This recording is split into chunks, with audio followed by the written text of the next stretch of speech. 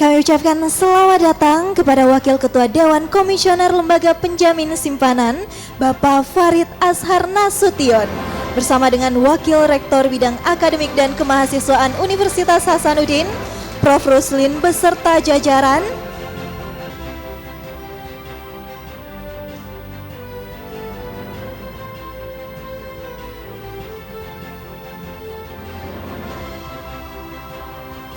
Hadirin dimohon untuk berdiri.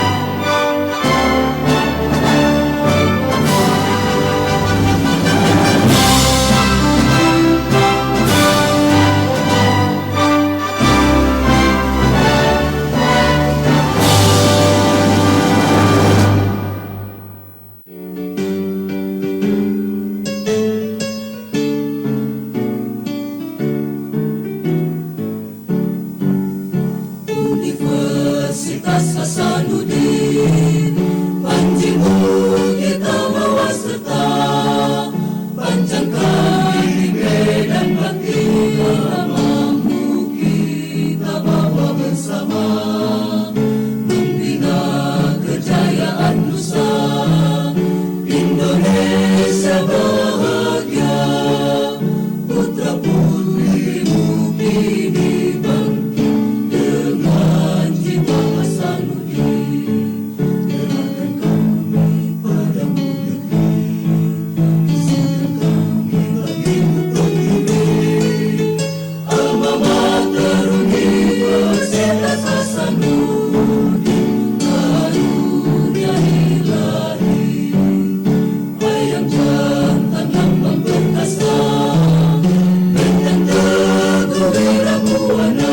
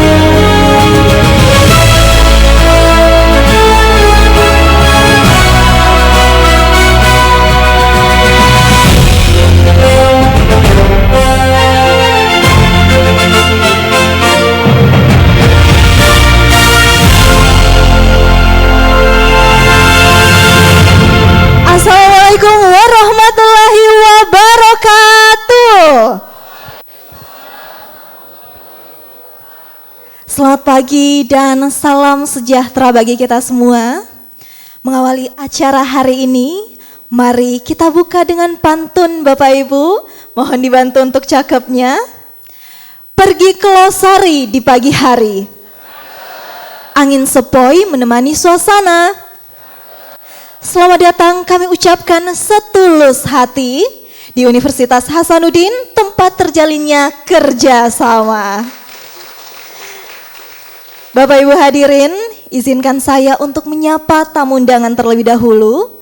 Telah hadir di tengah kita yang terhormat Wakil Ketua Dewan Komisioner Lembaga Penjamin Simpanan, Bapak Farid Azhar Nasution. Selamat datang di Universitas Hasanuddin, Bapak. Selanjutnya, Wakil Rektor Bidang Akademik dan Kemahasiswaan Unhas, Profesor Muhammad Ruslin, Dr. Gigi MKes, PhD, SPBM, MF, Subspesialis Ortoknade. Kemudian, telah hadir juga di tengah-tengah kita, anggota Badan Supervisi LPS, ada Ibu Andi Timo Pangerang. Selamat pagi Ibu. Kemudian ada Bapak Eko Kusnadi. Dan juga Bapak Taufikur Rahman. Selamat datang di Universitas Hasanuddin Bapak Ibu. Selamat datang juga kami ucapkan kepada Direktur Grup Hubungan dan Lembaga, Bapak Nur Budiantoro. Selamat datang juga kami ucapkan kepada Kepala Kantor Perwakilan 3 LPS, Bapak Fuad Sain. Kemudian kami ucapkan selamat datang juga kepada Komisaris Bank Universitas Hasanuddin, ada Profesor Dr. Anas Iswanto Anwar. Bapak Ibu Dekan dan Wakil Dekan Universitas Hasanuddin, dan juga kepada Bapak Ibu Sivitas Akademika Unhas dan seluruh rekan-rekan peserta kuliah umum di pagi hari ini. Puji syukur, marilah kita panjatkan kehadirat Tuhan yang Maha Esa, karena atas rahmat dan karunia-Nya kita dapat berkumpul bersama dalam acara kuliah umum dan juga penandatanganan perjanjian kerjasama antara Lembaga Penjamin Simpanan dan juga Universitas Hasanuddin dalam keadaan sehat walafiat. Bapak Ibu hadirin yang kami hormati, demi kelancaran dan keberkahan kegiatan hari ini, mari kita menundukkan kepala sejenak untuk mengikuti pembacaan doa yang akan dipimpin oleh Saudara Ahmad Tifli. Kepadanya dengan hormat disilahkan.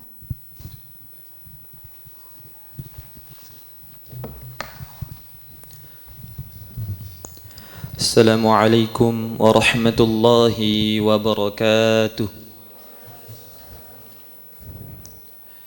Marilah kita sejenak menundukkan kepala, memunajatkan doa kepada Tuhan Sang Pencipta agar kegiatan kita hari ini diberikan ridha dan rahmat olehnya. Bismillahirrahmanirrahim.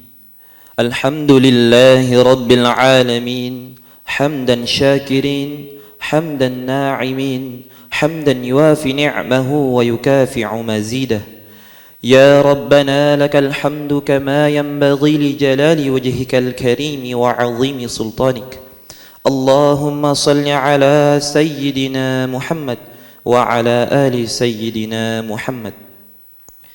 Ya Allah, ya Tuhan kami, puji dan syukur kami panjatkan kehadirat-Mu atas segala rahmat dan karunia-Mu, sehingga pada hari ini kami dapat menghadiri kuliah umum dan penandatanganan perjanjian kerjasama antara Lembaga Penjamin Simpanan dan Universitas Hasanuddin. Ya Allah yang Maha Pengasih lagi Maha Penyayang, limpahkanlah keberkahan dan ridha-Mu atas kerjasama yang terjalin pada hari ini. Jadikanlah kemitraan ini sebagai sarana untuk meningkatkan ilmu pengetahuan, pengembangan sumber daya manusia, serta memberikan manfaat bagi masyarakat, bangsa dan negara. Ya Allah yang Maha Bijaksana, bimbinglah kami agar senantiasa bekerja sama dengan penuh integritas, tanggung jawab dan semangat kebersamaan demi tercapainya tujuan yang baik dan bermanfaat. ربنا آتنا في الدنيا حسنة وفي الآخرة حسنة وقنا عذاب النار ربنا تقبل منا إنك أنت السميع العليم وتب علينا إنك أنت التواب الرحيم والحمد لله رب العالمين. السلام عليكم ورحمة الله وبركاته.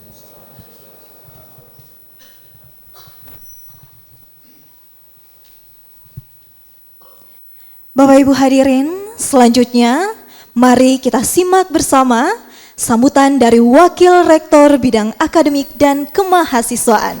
Untuk itu kita sambut bersama Profesor Muhammad Ruslin Dr. Gigi MKes PhD SPBM MF Subspesialis Ortognade.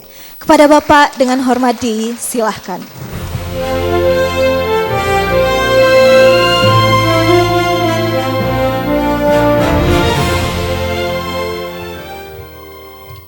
Terima kasih banyak MC. Bismillahirrahmanirrahim. Assalamualaikum warahmatullahi wabarakatuh. Selamat pagi, salam sehat semua. Om Swastiastu, Namo Buddhaya, salam kebajikan. Alhamdulillahirrabbilalamin. Wassalatu wassalamu ala asrafil anbiya'il mursalim. Wa ala alihi washabi ajma'in amabad. Yang kami hormati tentu kita banggakan bersama. Alhamdulillah hadir di tengah kita. Ini sangat luar biasa. Bapak Farid Azhar Nasution sebagai Wakil Ketua Dewan Komisioner Lembaga Penjaminan Simpanan. Sekali lagi makasih banyak atas kehadirannya di Universitas Hasanuddin.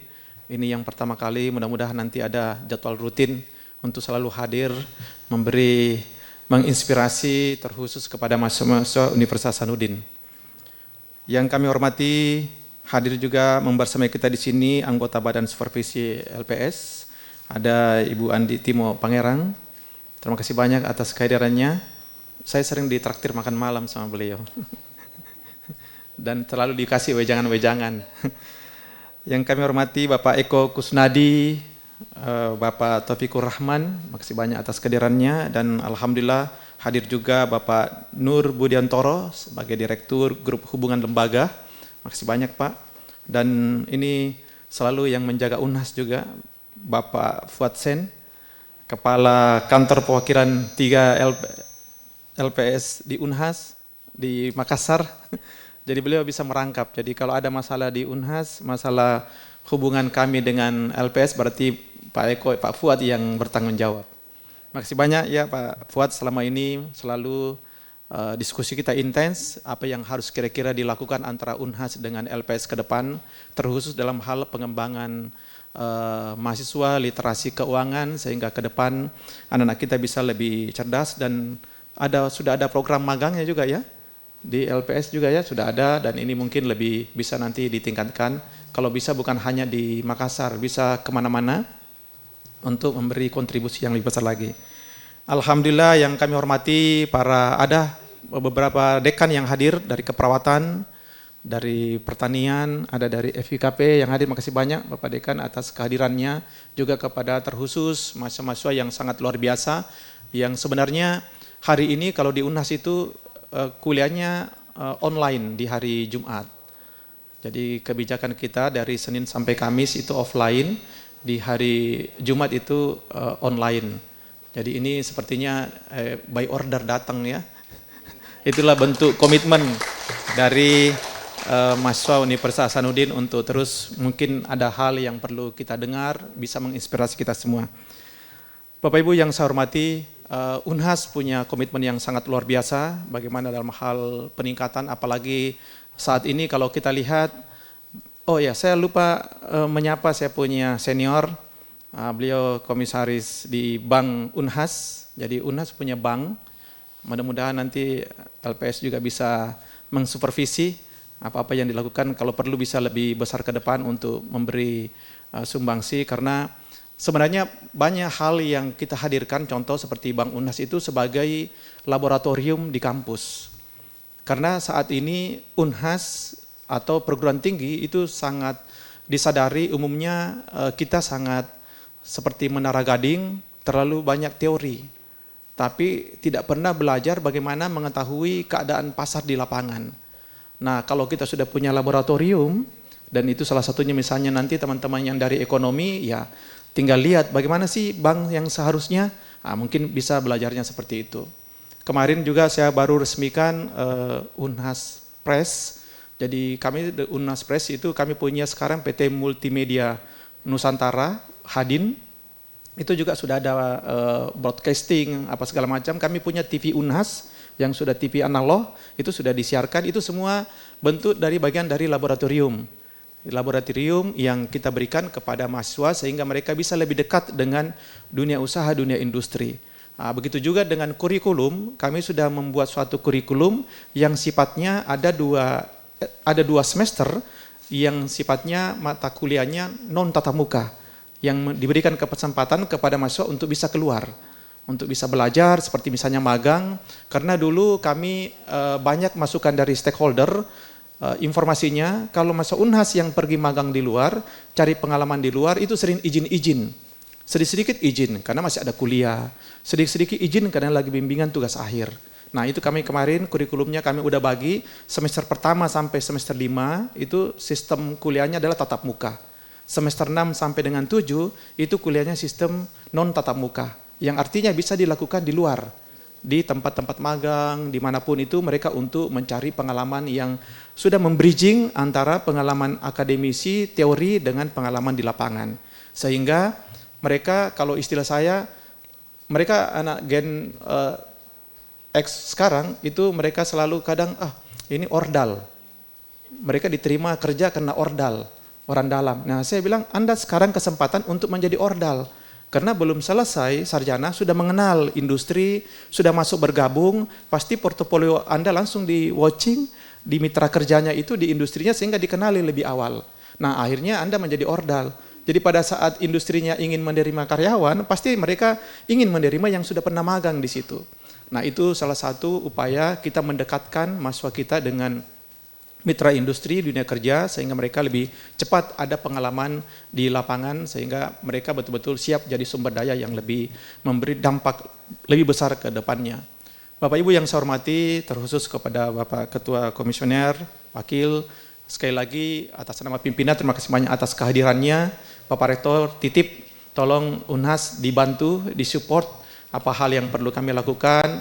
Insya Allah nanti kita akan ada perjanjian kerjasama, kita akan perkuat apa yang perlu kami lakukan, apalagi di Unhas untuk bidang ekonomi, fakultas yang paling tua di Unhas, Fakultas Ekonomi dan Bisnis. Ya, dan sistemnya, ekosistemnya sudah sangat luar biasa juga dan itu mungkin kami butuh terus di support, di supervisi sehingga dampak kemudian manfaatnya ke depan bisa lebih besar lagi. Kalau perlu nanti misalnya ada kurikulum khusus, kalau ada yang mau dititip, karena kami bisa buat program studi sesuai dengan customize dari user. Jadi sekarang kami ada lagi finalisasi kurikulum bekerjasama dengan BP POM, karena mereka butuh ada stakeholder di industri, di lapangan mereka butuhkan suatu profil lulusan yang seperti apa, kami bisa customize. Kami bisa buat customize, kemudian kita buatkan prodinya, kemudian kita buka program studi itu yang mungkin sifatnya nanti apakah modelnya ikatan dinas atau ada model kerjasama. Jadi kami sekarang di universitas lebih agile sistemnya dan itulah salah satu kelebihan dari perguruan tinggi yang disebut dengan berbadan hukum. Kita punya kewenangan kuat untuk mendesain sesuatu yang dibutuhkan di lapangan atau di industri sehingga alumninya nantinya betul-betul bisa memberi manfaat, memberi dampak yang lebih baik. Sekali lagi atas nama pimpinan, terima kasih banyak atas kehadirannya di Universitas Hasanuddin. Mudah-mudahan ini awal untuk Bapak Wakil Komisioner di Unhas dan kedepannya bisa lebih bagus lagi dampaknya karena selama ini sudah bagus dikawal dengan Pak Fuad, tapi kita ingin mau lebih tajam lagi pergerakannya sehingga kalau main bola kan tidak hanya digoreng-goreng terus bolanya tapi sudah golnya sudah bisa lebih banyak lagi. Iya, beliau nanti pasti memberi instruksi yang lebih bagus. Sekali lagi terima kasih banyak atas kehadirannya di Universitas Hasanuddin kepada Bapak Farid Ashar Nasution, Wakil Ketua Dewan Komisioner LPS Indonesia dan mudah-mudahan ini wadah untuk anak-anak kita untuk mendapatkan menginspirasi sehingga ke depan mereka bisa lebih terbuka literasinya. Mungkin demikian, lebih dan kurangnya mohon dimaafkan. Wabillahi taufiq wal hidayah. Wassalamualaikum warahmatullahi wabarakatuh.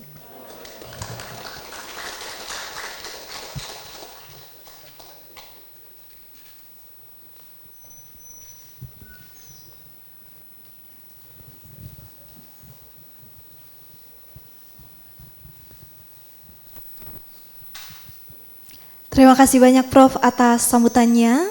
Selanjutnya Bapak Ibu hadirin, kita akan mendengarkan sambutan dari Wakil Ketua Dewan Komisioner LPS yang akan dilanjutkan dengan kuliah umum dan diskusi. Untuk itu mari kita sambut bersama Bapak Farid Azhar Nasution.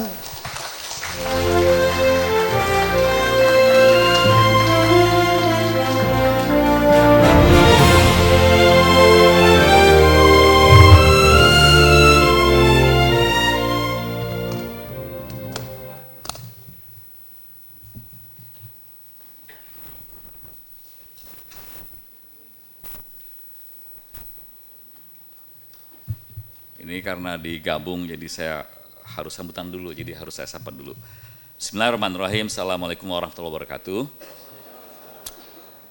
Yang terhormat Bapak Prof. Muhammad Ruslin, Dokter Gigi, MKes, PhD, SPBM, dalam kurung K, Wakil Rektor 1, Unhas. Ini gelarnya panjang sekali Pak, saya kadang-kadang suka minder saya kalau sama akademis ini. Kemudian ada Bapak Ansaryadi SKM, MSc, PH, PhD, Direktur Kementerian Unhas. Dan anggota BSLPS yang hadir, ada Ibu Andi Timo, itu alumni pertanian tahun angkatan 83 ya. Dan 87 itu Bu Andi Timo nih mahasiswa teladan Unhas loh, tepuk tangan. Boleh diri Bu Andi Timo? Kemudian ada Pak Eko Kusnadi dan Pak Taufikur Rahman, yang juga kolega dari Badan Supervisi, para pimpinan, sivitas akademika, staf pengajar, Unhas, dan adik-adik mahasiswa yang saya banggakan. Dan terima kasih karena saya baru tahu ternyata hari Kamis harusnya, Jumat harusnya online, tapi hadir ini buat saya adalah satu kebanggaan. Selamat pagi dan salam sejahtera untuk kita semua. Puji syukur kita panjatkan atas kehadirat Allah Subhanahu wa taala sehingga kita bisa hadir di hari ini. Saya akan kasih kuliah umum, temanya adalah membangun kesadaran finansial, fondasi integritas dan kemandirian generasi muda. Jadi tadi setelah Indonesia Raya adalah Mars Unhas ya Pak ya. Bu Andi saya sebelah saya Pak. Saya dengarkan beliau hafal. Jadi saya pastikan Pak, ijazahnya asli Pak. Saya mohon maaf, tadi kalau terlambat karena dari Jakarta ternyata pesawatnya tertunda 15 menit. Dan saya sampai ke sini ternyata agak macet Pak. Agak macet padahal sudah jam kurang lebih setengah 10 waktu Makassar Pak ya, karena 1 jam lebih cepat. Ini artinya apa Pak? Artinya pertumbuhan yang 6,88% itu nyata Pak. Lebih tinggi dari nasional yang 5,61. Gitu ya. Jadi tentunya salam dari Pak Prof. Anggito Pak, ketua kami yang kebetulan hari ini ada rapat di Jakarta. Jadi atas nama LPS saya sampaikan apresiasi kepada Universitas Hasanuddin atau Unhas atas kerjasama dan dukungan kepada kami, termasuk tentunya dukungan atas pelaksanaan tugas dan fungsi kantor perwakilan wilayah LPS di Makassar. Ini Pak Fuad. Ya, tentunya saya berharap melalui kuliah umum ini LPS ingin mendorong dan memperkuat pemahaman generasi muda mengenai pentingnya literasi keuangan dan kesadaran finansial. Pentingnya disiplin menabung serta peran LPS dalam menjaga kepercayaan masyarakat terhadap perbankan dan sistem keuangan. Ke depan, tadi Pak Prof, kerjasama LPS Unhas akan terus diperkuat melalui payung hukum PKS yang akan kita tanda tangani. PKS tersebut kita harapkan bersama menjadi living dokumen, bukan hanya sekedar dokumen saja yang sifatnya administratif ya. Tadi Prof berharap kita support kalau perlu ada satu mata kuliah atau mungkin semacam minor mata kuliah gitu ya, itu sudah kita laksanakan di UNS, Pak. Biasanya Pak Prof, kalau kita ada satu mata kuliah khusus atau mungkin ada minor mata kuliah itu, katanya Pak Budi nih, bukan kata saya, nambah beasiswanya Prof. Di UNS ada berapa Bud? Ada berapa? Kalau di UNS yang ada mata kuliah? Nah, 20. Nambah Prof, nambah ya. Nah, adik-adik yang saya banggakan, kesadaran finansial adalah bekal penting untuk masa depan. Dengan kesadaran finansial dan literasi keuangan yang baik, diharapkan setiap keputusan keuangan yang kita ambil dapat lebih bijak, bertanggung jawab, dan berintegritas sehingga kita dapat terhindar dari virus-virus keuangan digital saat ini dan jebakan finansial seperti pinjol, judol, investasi bodong, dan lainnya. Saya berharap kuliah ini nanti memberikan pemahaman yang praktis. Jadi saya sudah dipesan sama Prof. Anggito, kalau kuliah umum jangan terlalu akademis, nanti bosan karena udah sehari-hari terima dari dosen-dosennya. Oh siapa? Saya bilang begitu. Dan saya berharap ini nanti kita bisa bijak mengelola keuangan pribadi dengan baik, dan juga kita bisa jelaskan bagaimana LPS dapat melindungi simpanan nasabah dan menjaga stabilitas sistem keuangan di Indonesia. Jadi pesan saya, teruslah belajar, perluas wawasan, dan jadilah generasi muda yang cerdas, berintegritas, serta siap memberi kontribusi yang terbaik buat bangsa Indonesia. Demikian, mohon maaf kalau ada yang kurang dalam penyampaian saya. Terima kasih, Assalamualaikum warahmatullahi wabarakatuh. Dan saya mungkin langsung mulai kuliah umum aja, saya boleh sambil gerak-gerak ya Prof, karena kalau kuliah begini kayaknya kayak mau ceramah Jumatan gitu. Baik, jadi ini judulnya ya, kesadaran finansial, fondasi integritas dan kemandirian generasi muda. Jadi tapi sebelum saya mulai, boleh ya follow IG-nya LPS dan IG-nya saya pribadi, ya boleh lah ya kan, masa nggak boleh ya. Oke, mungkin next. Nah, saya nih Prof, sebetulnya adik-adik, saya juga punya ikatan moral dengan Unhas karena abang saya tahun 87 itu masuk elektro. Tapi karena dia suka sejarah dan arkeologi, tahun 88 pindah ke arkeologi dan jadi arkeolog beneran. Sekarang menjadi arkeolog di Museum Negeri Pekanbaru Riau, jadi PNS. Jadi saya punya hubungan moral dengan Unhas. Nah, ini adalah alumni ataupun yang sekarang sedang studi di Unhas di LPS. Jadi ada Nur Effendi, ada Winda, ada Fuad, diri Fuad. Nah, Fuad ini lagi S3 di sini. Ada Arif Aditya. Nah, ini ada Bu Anditi mau tadi sudah ya. Nah, 83 pertanian teladan. Kemudian ada, nah ini hadir di sini ada si Febrito ya? Ada ya? Mana? Ah, itu dia di atas. Itu alumni Unhas akuntansi ya 2018. Ada Yona tapi di Jakarta, ada Rianto, ada Laurentius yang kita panggil Ucok. Jadi kami punya karyawan tuh 640, ini baru berapa orang? 1, 2, 3, 4, 5, 6, 7, 8, 9, 10.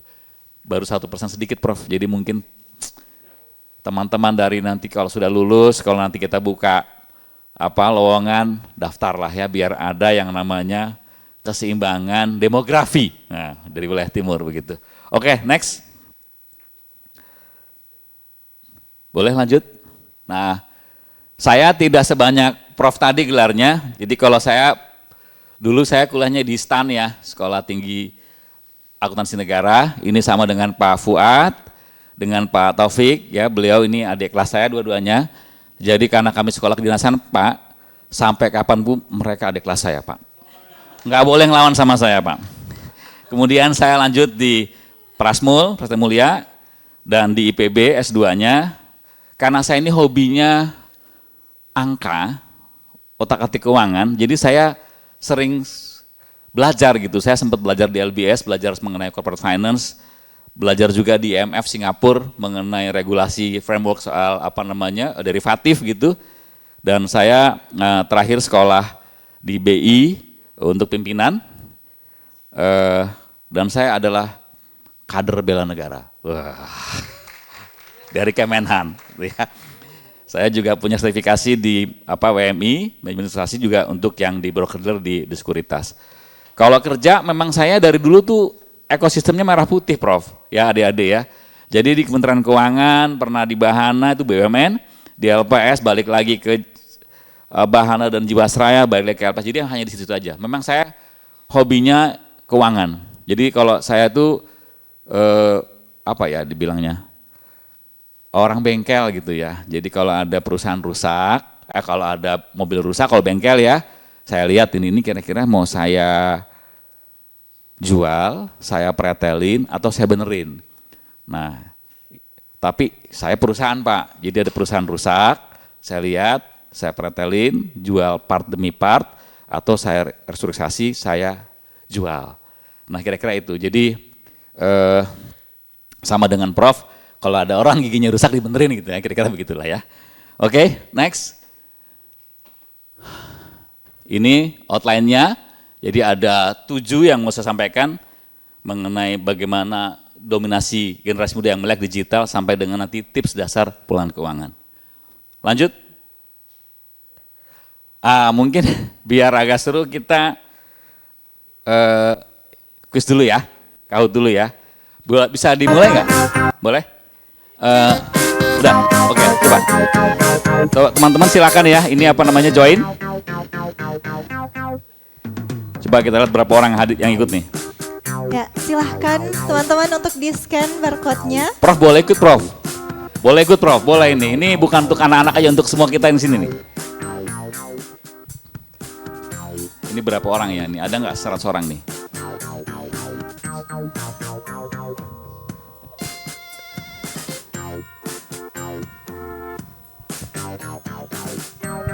Sudah ada sekitar 60-an Bapak. Silahkan rekan-rekan mahasiswa untuk di-scan. Ya, sudah ada sekitar 100. Udah kita stop 100 ya. Oke. Ready ya? Boleh di start? Nah ini dalam satu kata, jika Anda memiliki dana yang idle ataupun ataupun cold money lah istilahnya, 100 juta, di mana Anda akan menempatkannya atau membelanjakannya. Jadi kalau tiba-tiba saya kasih 100 juta, Anda mau ngapain? Jawab.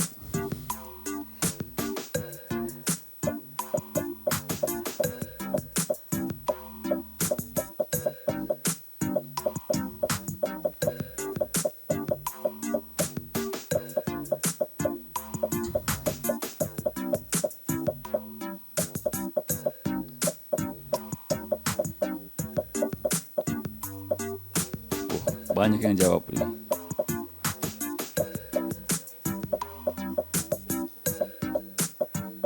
Padahal saya hanya minta satu kata ya. Udah?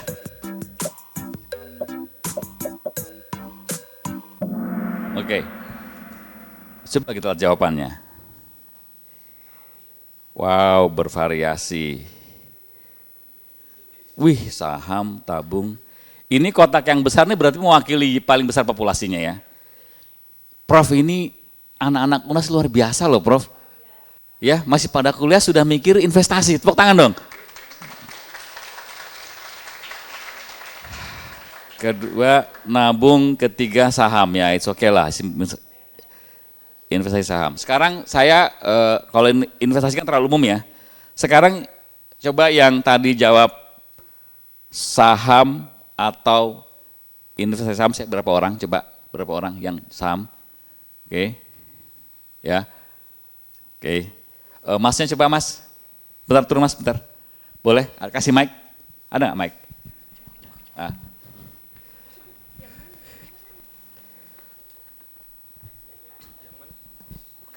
Enggak, yang belakang tuh yang rambutnya. Nah ini kan tadi ya, ya, ya betul-betul, tuh ya.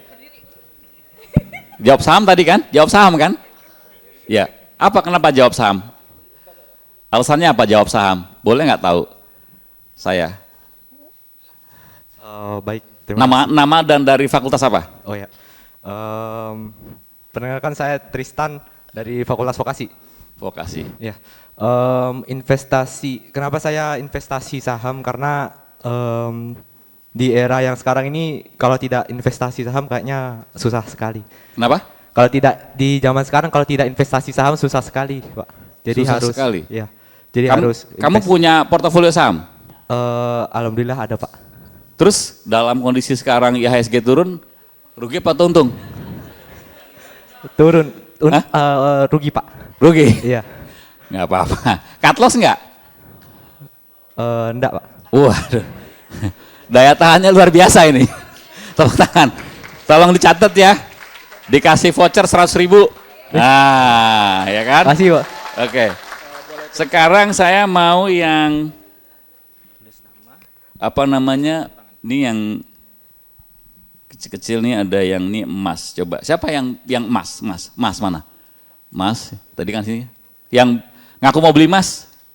Tunjuk tangan. Nggak mau voucher ih.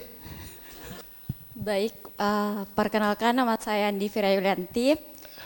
Saya dari Fakultas Ilmu Sosial dan Ilmu Politik, jurusan Administrasi Publik.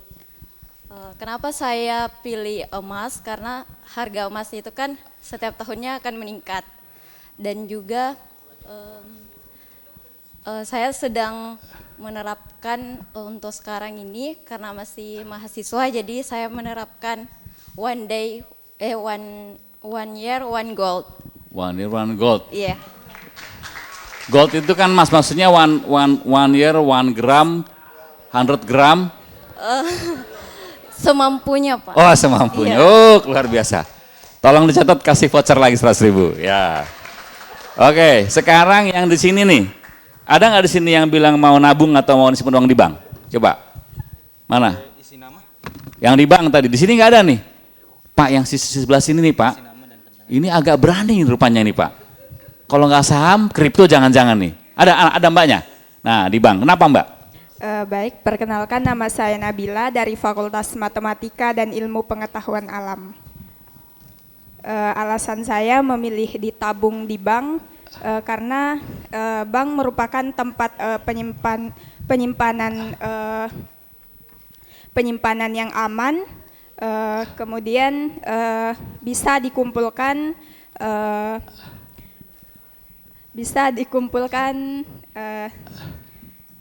semampunya hingga memenuhi dana yang dibutuhkan. Oke, berarti merasa aman lah ya. Iya. Karena ada LPS ya kan? Iya. Nah, Oke, coba satu lagi pertanyaannya kalau nggak salah ya, ada 2 ya? Atau satu aja? 2 ya? Masih disimpan aja deh, biar waktunya ini ya. Jadi 1, 2, 3 tadi ada vouchernya, tolong catat ya. Oke, kita next aja langsung presentasi. Ya. Nah, jadi orang sering bilang kita punya bonus demografi, Prof. Ya, adik-adik semua. Kita lihat dari 284 penduduk kita itu, yang usia produktifnya itu 68,95%. Kalau saya tidak salah yang dari berusia Gen Z, milenial sama post Gen Z itu mungkin hampir separohnya. Jadi memang kita tuh banyak yang usia muda gitu, di bawah 30-an gitu. Dan ini tercermin di kantor kami di LPS itu dari 640 orang karyawan, itu 300-nya itu usianya di bawah 32 tahun. Jadi memang begitu ternyata. Nah, dari yang tadi produktif tadi, ternyata memang mereka memiliki handphone lah, gadget lah. Bahkan ada yang 1 orang, 2, 3, kalau saya sih cuma 1 aja ya. Biasanya kalau yang punya handphone 2, 3 itu dicurigain tuh mbak, ya jangan-jangan punya yang lain kan biar gak ketahuan gitu ya. Kalau saya 1 aja. Dan ternyata mereka juga orang yang sangat aktif menggunakan internet. Jadi bayangkan, usianya muda, produktif, punya gadget, dan sangat aktif sekali di sosial media atau penggunaan internet.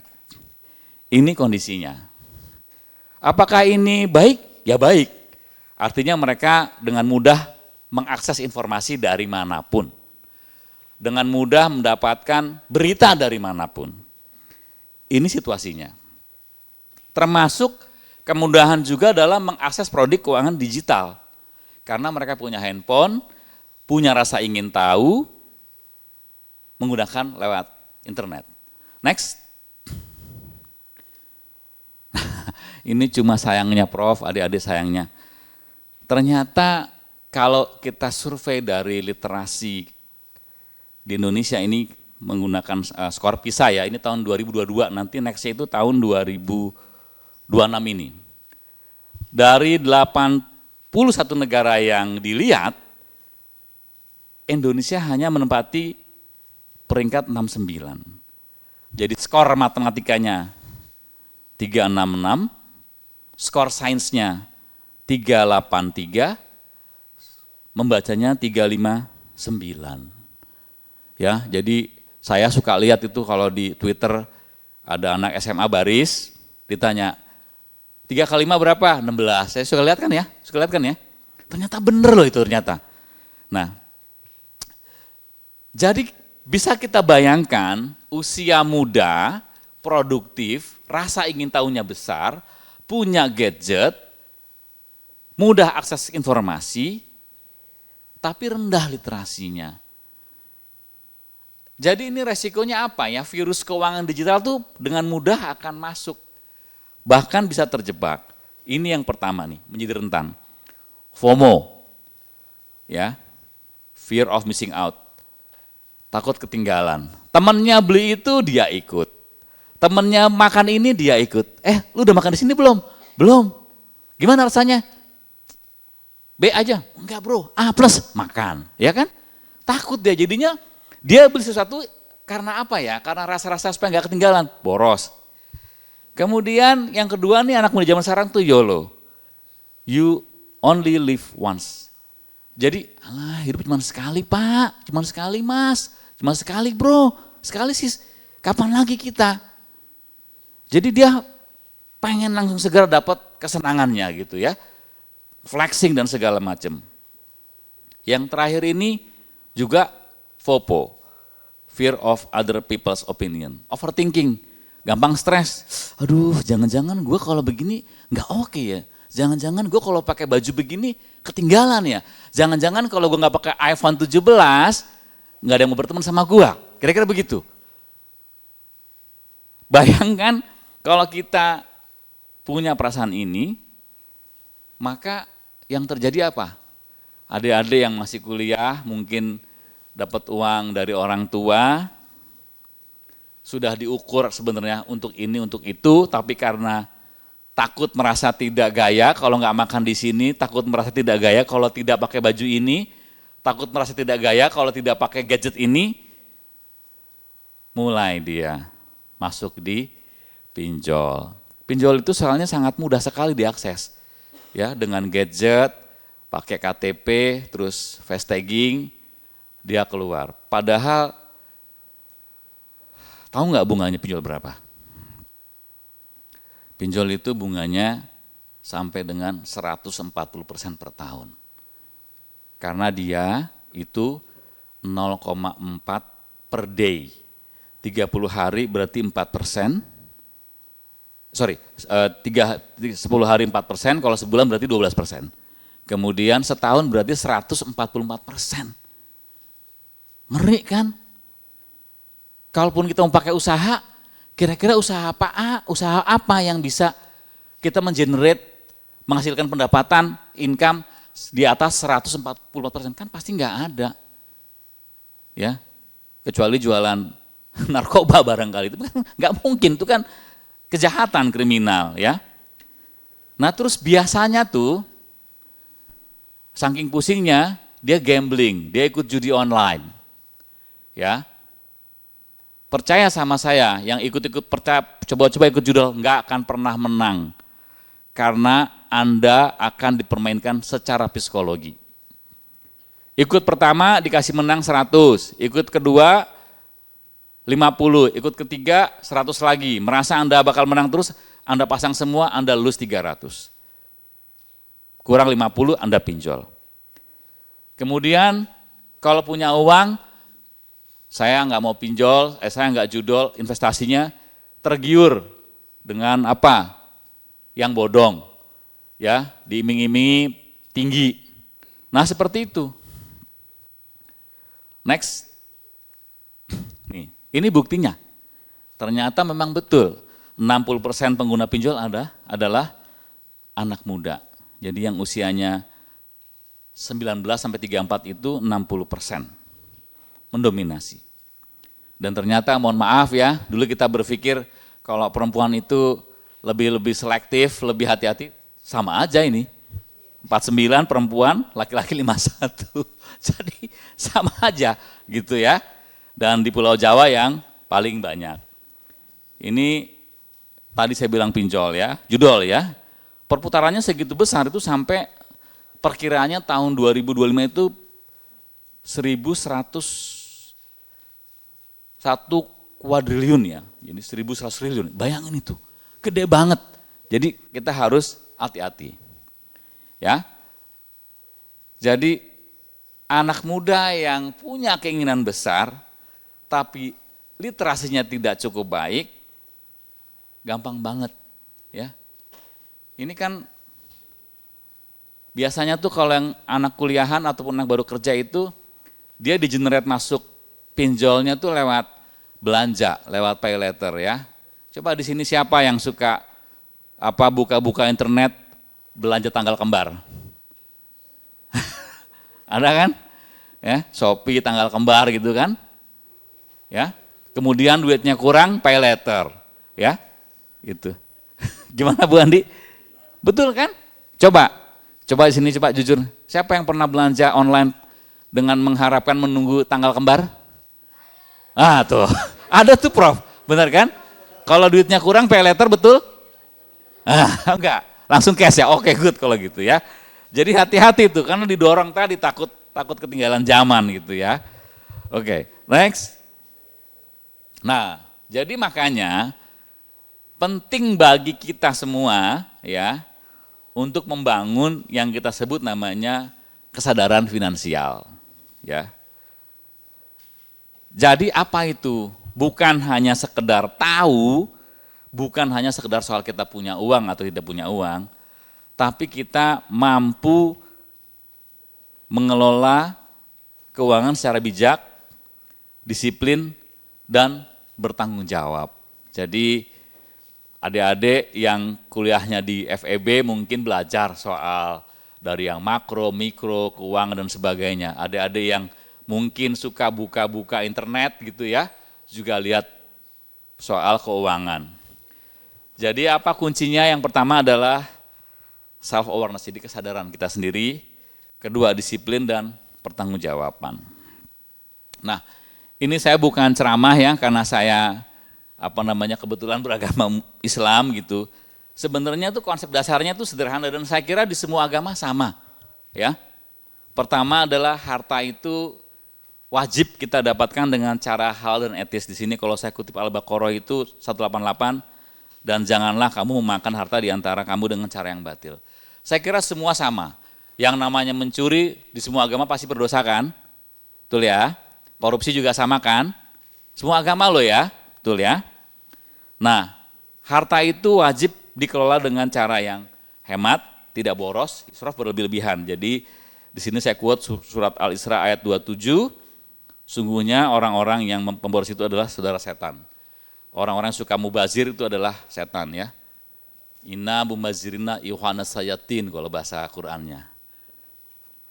Kemudian tadi ya Mbak yang menabung betul untuk dana darurat.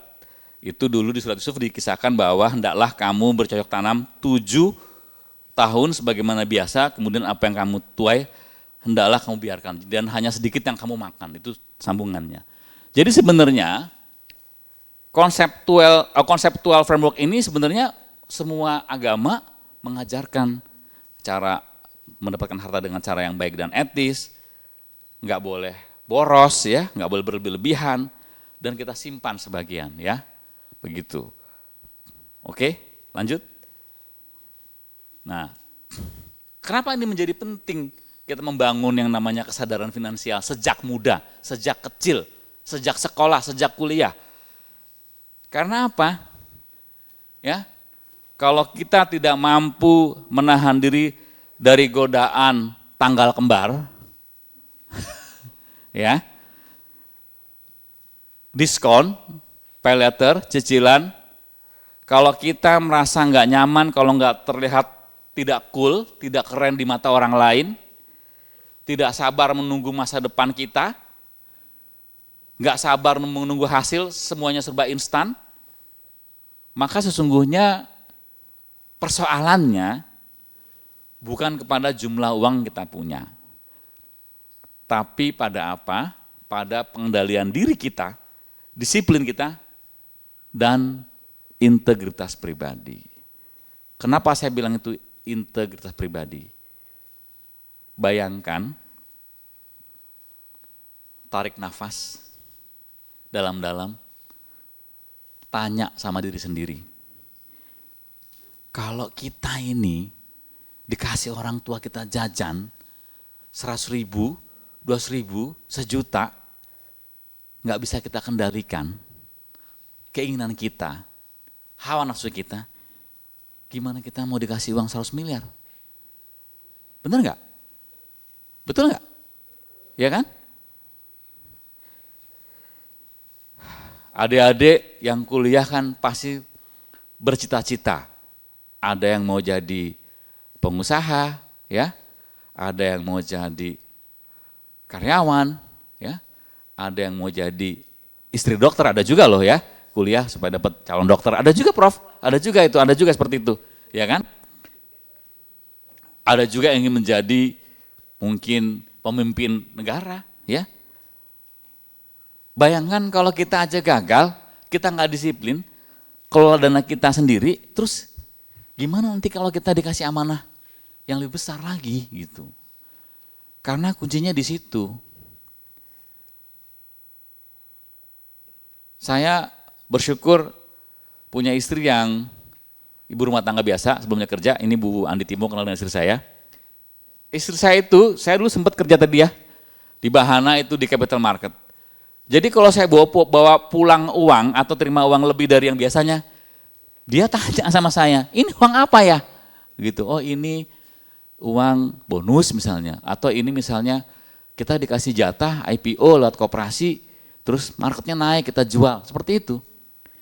Nah karena kalau kita aja nggak bisa integritas terhadap uang kita sendiri gitu, apalagi nanti kalau kita dikasih amanah untuk mengelola uang orang lain, mengelola uang pajak negara kita gitu.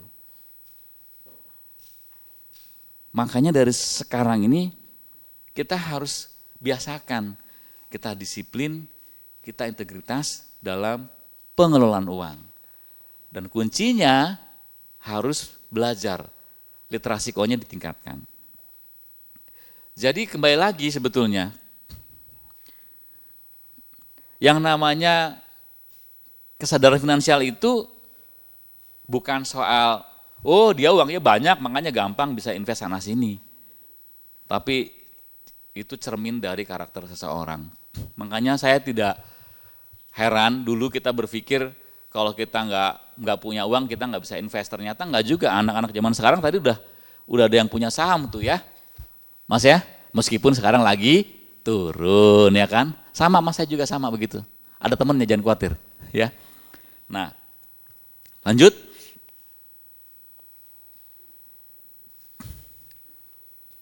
Fondasi yang paling dasar itu adalah kalau kita punya uang itu adalah rutin menabung di bank. Ya, ini coba yang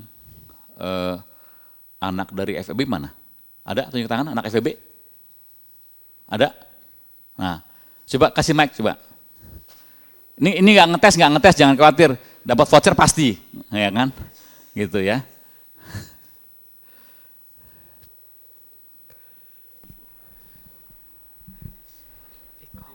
Ya.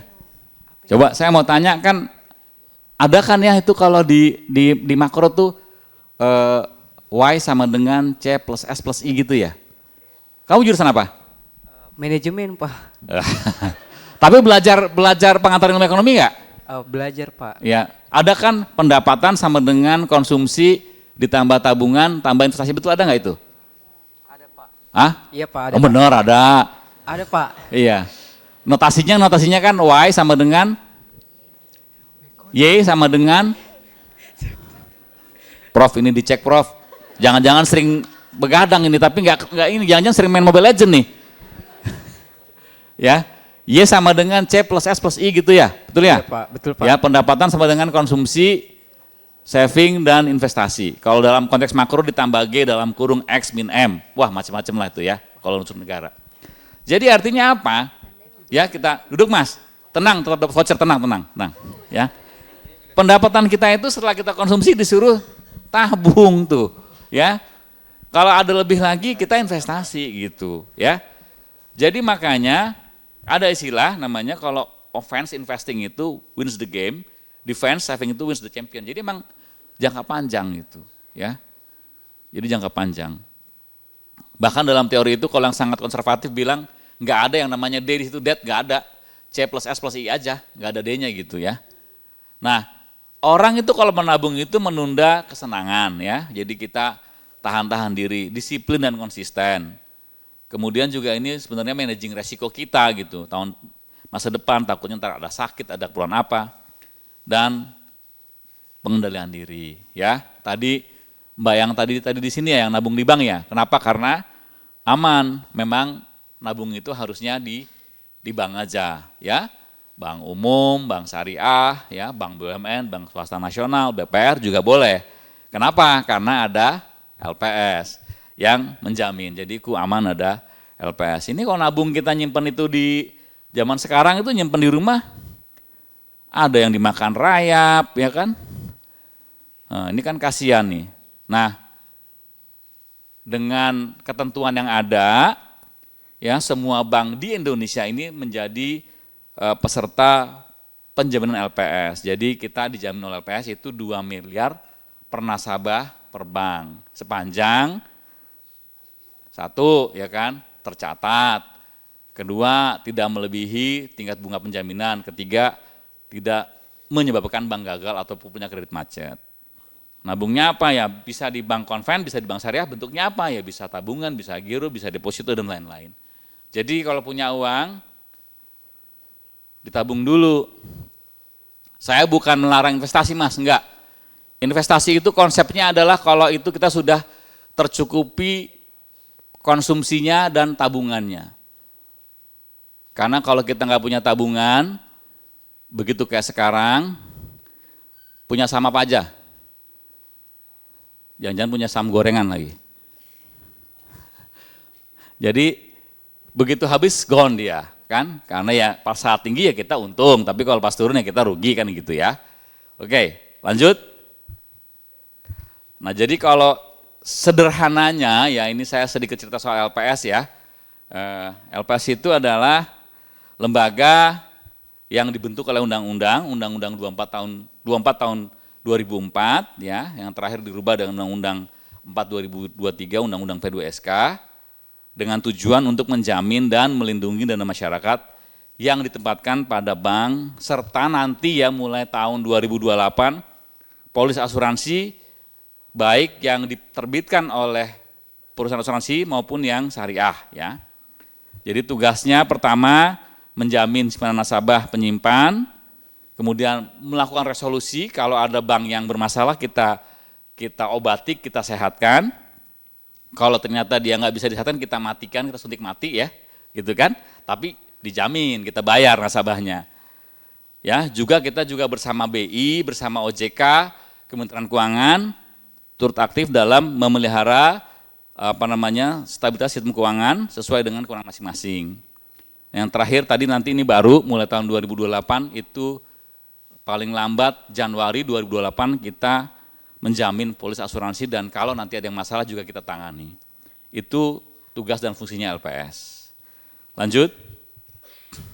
Nah, kenapa sih menjadi penting ada LPS itu gitu? Ini kalau kita lihat ya, sektor keuangan kita itu kan didominasi oleh perbankan 79% dan asuransi. Oleh karena itu dengan adanya LPS, kita itu covernya ya, menjaminnya itu 86% dari seluruh aset keuangan di Indonesia. Kenapa itu menjadi penting juga? Ternyata kalau kita bandingin aset industri keuangan terhadap PDB, itu lebih separuhnya itu adalah bank, ya. Asuransi dan lain-lain. Jadi memang ini menjadi penting peran ada LPS ini ya. Dan terlebih lagi karena literasi keuangan kita masih sangat rendah, makanya kita datang ke daerah-daerah memberikan pemahaman kepada semua masyarakat, baik rumah tangga, pekerja, pelajar, mahasiswa, agar mereka paham bahwa kalau mereka simpan uang di bank itu dijamin LPS itu pertama. Yang kedua, kita juga ingin semuanya tuh mendapat pengetahuan mengenai bagaimana mengelola keuangan supaya tidak terjebak dengan pinjol, dengan judol, investasi bodong dan sebagainya. Lanjut.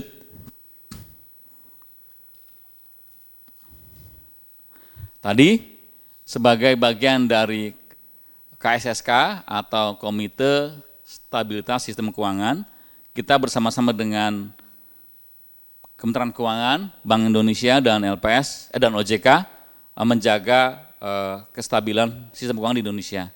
Jadi di perspektif makro itu fungsi fiskal ada di pemerintah, fungsi moneter ada di Bank Indonesia, fungsi pengawasan ada di OJK, fungsi kami adalah untuk penjaminan dan resolusi ya. Jadi apalagi dalam kondisi sekarang ya. Coba buka di googling coba sekarang berapa rupiah kita? Coba buka.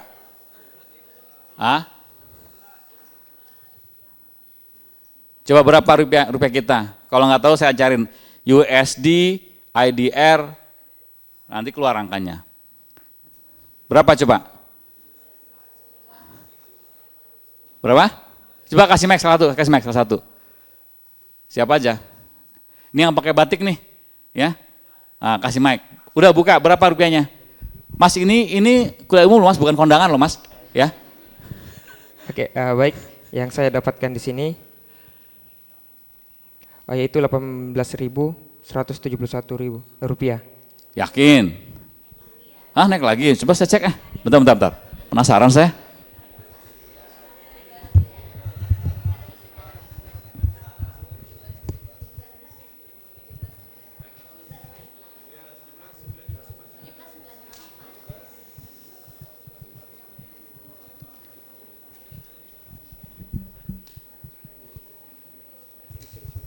Kalau per sekarang ini real time jam 09.57 waktu Jakarta ya, ini kan sini jam 11 ya, 17.958 ya. Dia makanya saya sebenarnya mau kesini kemarin hari Kamis waktu Pak Gubernur, cuma karena kondisi jadi saya harus rapat sampai tengah malam melihat kondisi negara kita ya, itu rupiah kita seperti itu. Nah kita sama-sama kita jaga karena nanti ini saya tes boleh ya. Saya ini hanya untuk anak yang FEB nih. Kalau nggak bisa jawab, ini saya ntar tanya lagi nih.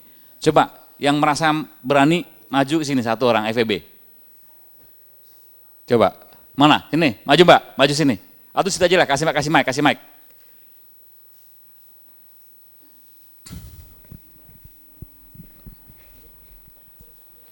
Ya. Namanya dari FEB angkatan tahun berapa? Perkenalkan, saya atas nama Asdindayu dari Program Studi Ekonomi Pembangunan Angkatan 2024. Oke. Kira-kira nih, kan rupiah naik terus nih dari 16.800 sampai sempat 18.000. Saya mau tanya satu aja, jawab secara singkat. Jawabnya yang benar loh ya.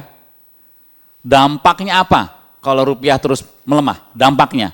Yang sederhana aja cara jawabnya. Dampaknya Pak? Iya.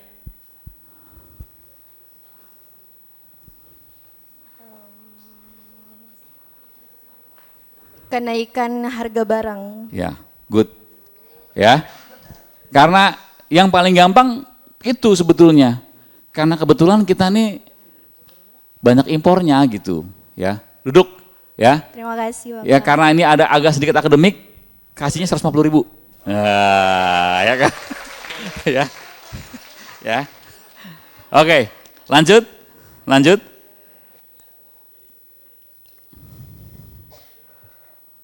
Next. Nah, Tadi Pak, karena ada LPS itu, Anda nabung di bank, kalau tiba-tiba banknya kenapa-kenapa, ya semoga nggak ada apa-apa ya, seperti Bank BPR Unhas ya Pak ya, jangan sampai jadi bank gagal, jangan Pak, nanti waduh repot Pak ya. Kalau dia gagal itu nanti kita tetap bayar nasabahnya.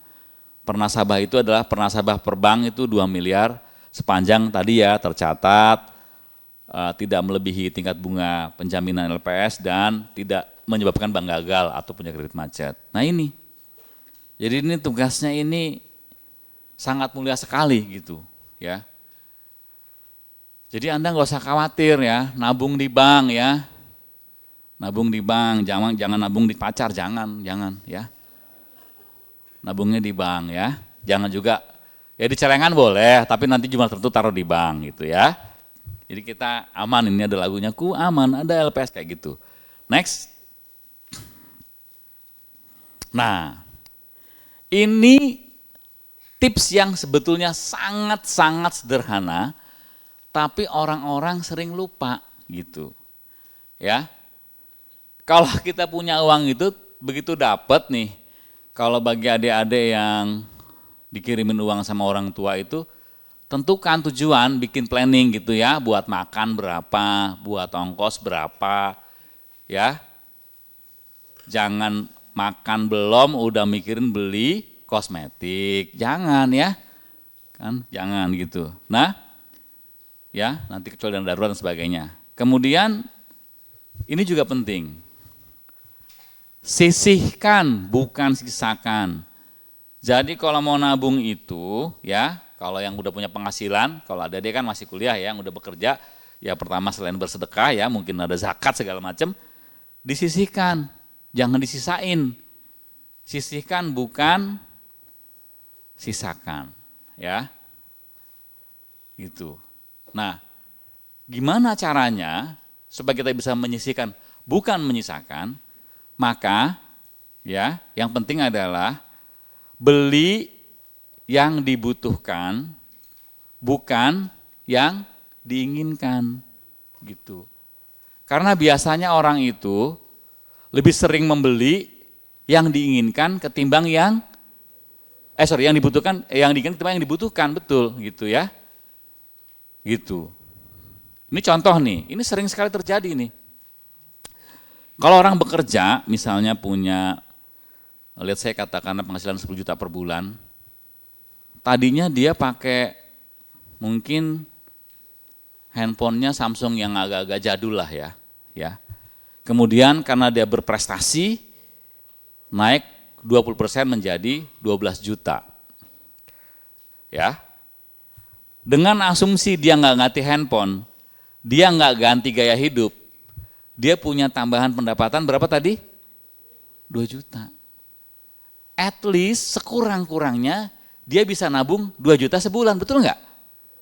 Ya, tadinya 10 juta, sekarang 12 juta, kemudian dia nggak merubah gaya hidup, maka ekstra cash-nya bisa ditabung, betul ya? Bisa ditabung. Tapi yang terjadi apa? Ini mohon maaf nih ya, kalau ada yang kesenggol-senggol mohon maaf nih. Biasanya begitu dia punya tambahan daya beli, lihat temennya terus ganti handphone, iPhone misalnya, dia tuker tuh handphonenya. Dia beli iPhone dengan cicilan, yang sebulan cicilannya mungkin mendekati 2 juta. Padahal pertanyaan saya sederhana, kalau dia nggak ganti handphone masalah nggak? Orang selama ini juga nggak masalah, nggak pakai iPhone 17. Kenapa sekarang jadi masalah? Masalahnya adalah FOMO. Ya kan? Itu. Makanya tadi, sisihkan bukan sisakan. Caranya gimana? Belilah, belanjalah sesuai dengan yang dibutuhkan, bukan yang diinginkan. Nah, adik-adik ini kan masih panjang masa depannya ya. Saya kira umurnya mungkin 20, 21 ya. Masih masa kerjanya mungkin masih 40 tahun lagi kalau misalnya usia produktifnya gitu. Kita juga harus punya tabungan yang tidak berwujud. Apa itu? Yang bukan aset keuangan, bukan aset nyata ya. Satu adalah karakter, ya, integritas, ya. itu penting, disiplin itu penting. Ya. Kedua adalah pengetahuan, ya, dan kampus ini adalah gudangnya pengetahuan. Harus banyak belajar dari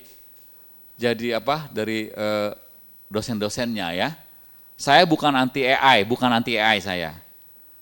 Tapi sebaiknya AI hanya sebagai alat bantu. Anda baca secara betul buku-buku, ya, buku-buku dari karya-karya para ilmuwan yang sebenarnya, ya. AI boleh, tapi itu alat bantu. Jadi jangan dikit-dikit tanya AI. Karena AI semakin kita banyak nanya, semakin pinter. AI-nya yang semakin pinter, bukan kita. AI itu kan konsepnya begitu dia. Algoritma. Jadi baca bukunya, baca jurnalnya, ya. Saya bukan pembelajar seperti Prof yang gelarnya panjang tadi, enggak saya. Ya, saya tuh orang bengkel aja, tapi bengkelnya perusahaan, ya kan, agak-agak sedikit lah ya. Bengkelnya tuh perusahaan bermasalah gitu. Saya bukan pembelajar, tapi saya mengikuti betul. Saya menghormati betul. Saya baca literasinya, saya pelajari. Saya nggak pernah pakai AI, Prof. Jadi kalau ada soal nanya misalnya kasusnya begini, saya cari di literaturnya. Misalnya waktu saya menangani Jiwasraya gitu, gimana cara nanganinnya? Caranya supaya dia bisa pakai bridge bank teori. Ya saya cari. Ada nggak negara yang pernah menggunakan? Saya cari jurnalnya. Saya pergi ke websitenya IADI. Saya baca jurnalnya. Oh ternyata ada di negara ini. Seperti itu. AI hanya membantu saja. Ya, seperti itu. Yang ketiga adalah networking. Ini menjadi penting. Kenapa? Ada teorinya. Ya. Saya lupa yang bikin teori ini siapa ya. Namanya messaging teori. Jadi ultimate ujung seseorang itu bisa sampai pesan itu, kecuali kepada Allah ya, pada Tuhan yang cuma kita bisa langsung ya. Itu paling banyak 4 layer. Ini saya buktikan ya, coba nih. Ini yang dapat beasiswa, maju satu, sini. Ini. Ya. Ya, kasih mic. Ya. Ya. Anda tahu Pak Prabowo dong? Iya, tahu. Bapak, siapa Prabowo? Iya. Siapa Prabowo? Presiden kita. Oh iya, benar. Ya, coba Anda mau ngomong apa sama beliau? Mau sama ini. Mau ngomong apa aja? Oh, kalau misalnya dipertemukan. Ya, enggak dipertemukan. Sekarang mau menyampaikan pesan apa? Yang mau saya sampaikan tentunya pertama itu adalah untuk mengkaji ulang program MBG. Udah satu aja. Oh, ini sensitif nih, sensitif bahaya ya. Udah duduk, tunggu sini. Siapa namanya Mas? Faiz bilang sama saya, Pak Waka, saya mau menyampaikan pesan kepada Pak Prabowo mengkaji ulang MBG. Saya pribadi nggak kenal dengan Pak Prabowo, tapi saya punya ketua namanya Pak Prof Anggito, dia kenal dengan Pak Prabowo. Jadi Mas Faiz sampaikan ke saya, Pak Farid sampaikan pesan ke Pak Prabowo supaya mengkaji ulang MBG. Saya ke Pak Anggito, Prof Anggito, saya ke ujung pandang ke Makassar, ketemu dengan Mas Faiz, anak Unhas. Nanti kalau Bapak ketemu dengan Pak Prabowo tolong sampaikan bahwa beliau minta dikaji ulang MBG, ya kan? Ini asumsinya lempeng-lempeng aja nih, jangan dipikirkan. Pak itu ngomong sama saya, aduh Pak Farid saya nggak bisa kalau ketemu Pak Prabowo langsung, beliau sibuk sekali. Ntar saya lewat via Teddy deh. Nah, tahu dong, ya enggak? Ya kan? Ya dong, ya kan? Datang ke Mas Teddy. Mas Teddy, ini ada titip pesan dari Waka saya Pak Farid. Kemarin ketemu dengan Mas Faiz di Makassar, katanya sampaikan ke Pak Prabowo, kaji ulang MBG ya. Terus Pak Teddy nyampe, wah bahaya. Akhirnya sampein juga. Pak Prabowo, saya kemarin ketemu sama Pak Anggito. Pak Anggito itu dapat pesan dari Pak Farid dari Faiz, ya kan, bahwa katanya tolong kaji ulang MBG. Ya, jangan bahas MBG-nya loh ya, bahas teori pesannya. Artinya apa? Pesannya Mas Faiz itu hanya berapa layer? Mas Faiz ke saya ke Pak Anggito, Pak Anggito ke Pak Teddy ke Pak Prabowo. Poinnya adalah Anda harus menjaga networking, itu poinnya. Jadi harus baik ya dengan semua orang, dengan cara yang baik juga. Jangan bahas MBG lo ya. Nggak boleh itu ya, itu program pemerintah. Kita jaga benar-benar jadi baik lah ya. Pesannya itu, jadi jaga networking gitu ya. Sama juga ini, saya ini case beneran nih. Ibu Andi Timo itu anaknya waktu itu di New York Bu ya. Di New York itu visanya sudah mau habis Bu ya. Visanya sudah mau habis dan mau Bu? Mau magang, mau intern. Terus harus dapat surat keterangan dari LPDP. Anaknya Bu Andi Timo namanya Sanka ya. Kan nggak kenal dengan Pak Pak Dirut LPDP ya, Mas Darto, Mas Darto kan. Nah, itu kan sama saya mungkin beda 1-2 tahun lah. Ya kan? Yang terjadi apa? Ya kan? Sanka ke Ibu Andi Timo, Bu Andi Timo ke saya ke Pak Darto ya. Pesannya sama kan? Mah, tolong bilang sama Pak Farid, sama Om, manggil saya Om ya. Bilang Farid, tolong diurus supaya bisa keluar yang namanya surat keterangan dari LPDP kalau dia mau magang gitu kan. Ibu Andi Timo ke saya, ya kan. Manggil saya Dinda, keren kan. Dinda, tolong dong anak saya, ya kan, gitu kan. Ya kan, saya lebih muda, ya kan. Wah, ada maunya. Ya. Saya kemudian ke Mas Darto. Ya kan, itu kejadiannya seingat saya itu malam ya Bu ya. Tengah malam, untungnya kan di Amerika kan pagi ya. Tengah malam, saya bilang, Mas, aku minta tolong. Ada titipan pesan dari keponakan saya nggak keponakan loh Bu. Ya, kenapa? Ini dia lagi begini-begini, butuh surat dari LPDP malam ini juga. Karena kalau nggak besok dia harus sudah pulang ke Indonesia. Ya karena Mas Darto adik kelas saya sih sebenarnya Bu. Jadi karena sama, kalau di stand Pak Bu, Bapak adik-adik ya, kalau di stand itu sekolah dinasan, jadi begitu adik kelas harus nurut sama kakak kelasnya. Siap Bang, kira-kira begitu. Dikerjainlah malam itu, ya. Suratnya dikerjain, kemudian besok pagi, malam itu juga dikirim. Lancar, akhirnya bisa magang 3 bulan di New York Bu ya. Nah coba, poinnya adalah jaga pertemanan. Karena Sanka itu anak yang baik sama mamanya baik dengan saya baik dengan Mas Darto, meskipun agak neken dikit ya kan. Suratnya keluar. Nah poinnya apa? Jaga networking gitu.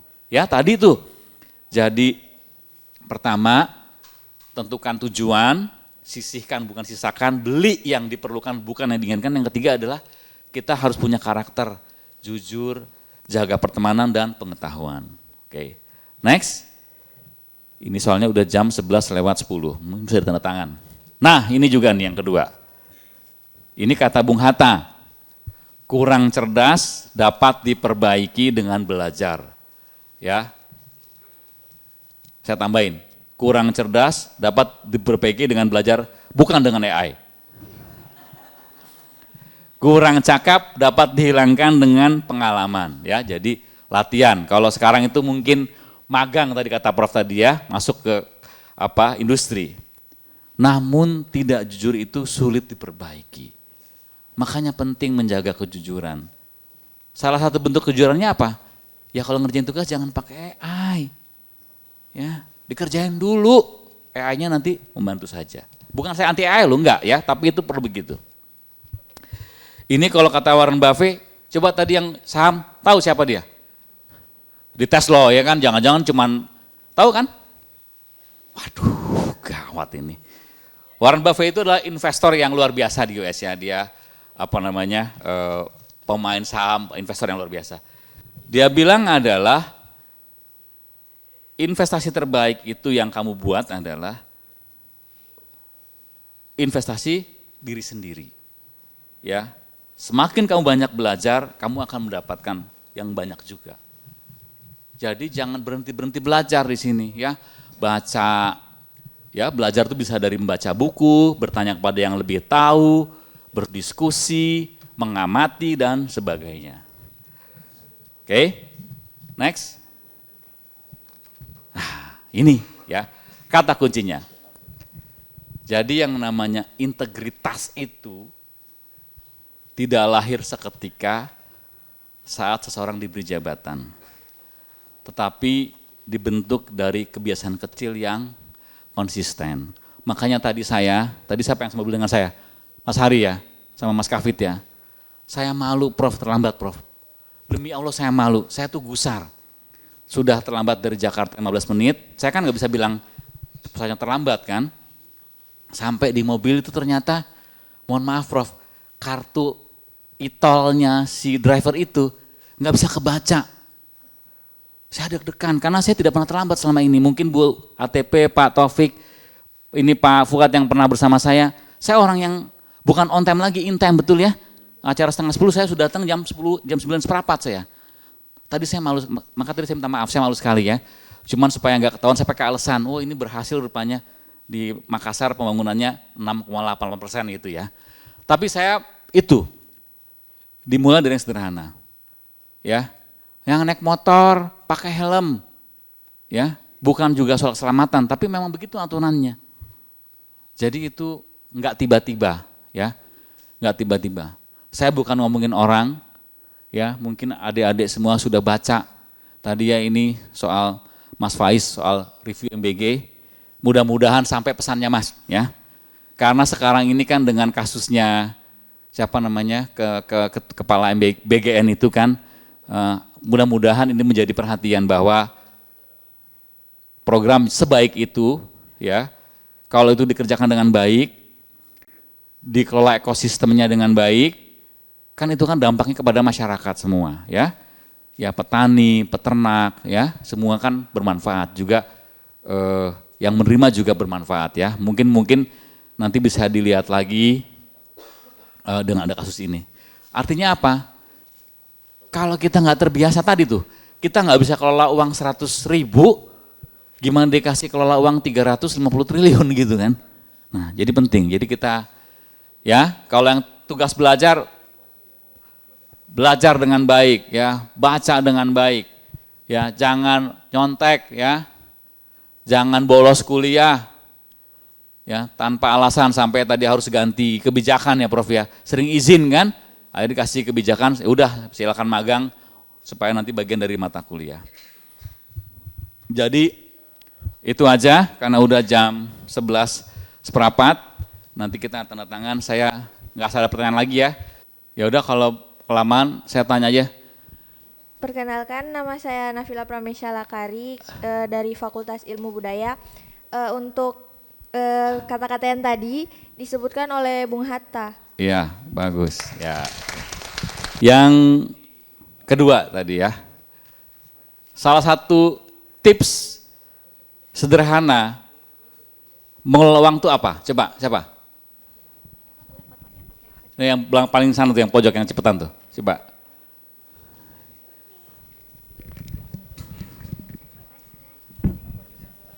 Oke, perkenalkan saya Ulfa dari Prodi Ilmu Komunikasi. Salah satu tips mengelola keuangan yaitu mencatat pengeluaran. Mencatat pengeluaran, jadi kita bisa. Udah cukup. Oh, iya. Udah bagus lah. Ya nyatat udah bagus ya. Ya oke, kasih lagi ya. Sekarang yang di sisi sebelah sini ya. Tadi kan saya ada sebutkan yang namanya messaging teori pesan. Berapa layer paling banyak orang tuh sampai pesannya yang ke paling ujung? Nah ini banyak ini. Nah.